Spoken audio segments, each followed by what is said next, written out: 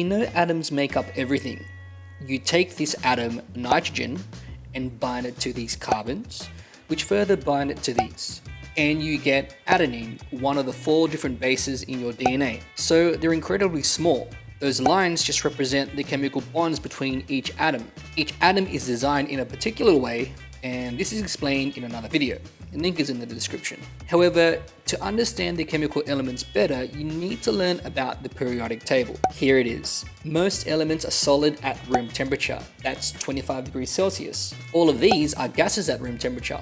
Notice how they're clustered at the top right except for hydrogen. These two are the only known elements that are liquids at room temperature. Now, the modern periodic table organizes elements based on the arrangement of electrons. Those elements with similar properties fall vertically in the same column. As such, lithium, sodium, potassium, etc. have all very similar properties. Looking at the next group of beryllium, magnesium, calcium, etc., all of these have similar properties. These vertical columns are labeled groups 1 to 18. Groups 3 to 12 are called transition elements. The rest are known as main group elements. We give some of these columns special names. Group 1 is known as alkali metals.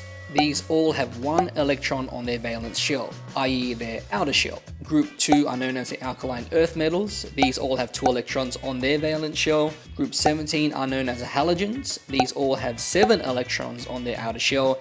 And group 18 are known as the noble gases. These all have a complete valence shell. Furthermore, the horizontal rows, like so, are called periods.